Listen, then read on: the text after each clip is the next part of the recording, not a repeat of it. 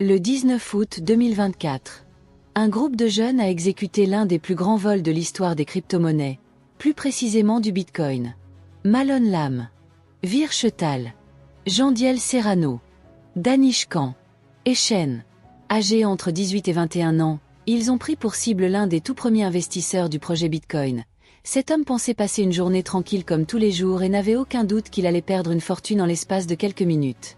Comment cette bande de jeunes a pu détourner plus de 4000 bitcoins et quelle est la stratégie qu'ils ont suivie? C'est ce qu'on va découvrir durant l'épisode d'aujourd'hui. Contrairement aux hackers classiques, cette bande de jeunes n'ont pas envoyé de virus ou piraté les comptes de leurs victimes via des logiciels ultra performants. Ils ont décidé de pirater la nature de l'être humain et ont suivi une méthode trop facile pour être vraie. Ils ont tout simplement misé sur l'aspect psychologique de la personne et de ses phobies. On est le soir du 29 août 2024, la victime rentre chez lui pour dîner. Fini de manger, s'installe sur son canapé pour regarder sa série. D'un coup son téléphone sonne, il reçoit un appel entrant d'un numéro inconnu. Allô, bonsoir monsieur, c'est le service de sécurité Google. L'appel n'était en aucun cas de Google mais plutôt de la part de Vir Chetal qui était surnommé Wiz.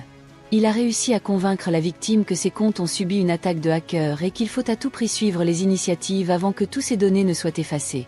Cela a provoqué une forte panique chez cet homme et l'a poussé à agir sans réfléchir.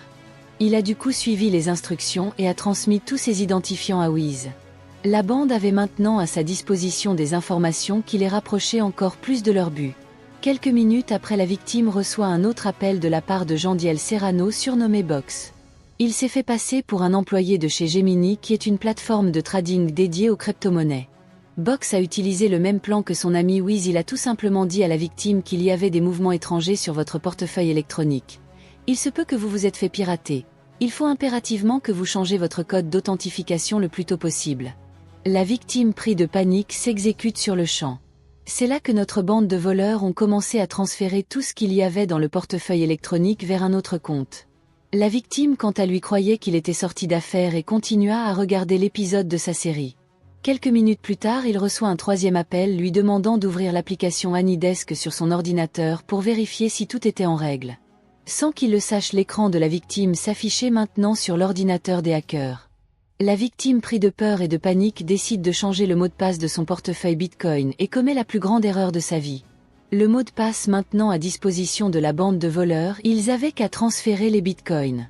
En l'espace de quelques secondes, ils avaient transféré plus de 4000 Bitcoins. Je vous laisse regarder un extrait des échanges qui ont eu lieu lors de cette opération. No f***ing way. I see it, bro. It's on the blockchain. It's on the blockchain, bro. No f***ing way. Vous vous demandez sûrement pourquoi ils se sont filmés alors qu'ils étaient en train de voler? Tout simplement parce qu'ils étaient jeunes et croyaient que les crypto-volets ne pouvaient pas être retrouvés. Mais l'histoire, malheureusement pour eux, a pris une toute autre tournure, qu'on verra au cours d'un autre épisode sur votre chaîne Eclipse. D'ici là, prenez soin de vous. Et n'oubliez pas de vous abonner. Merci.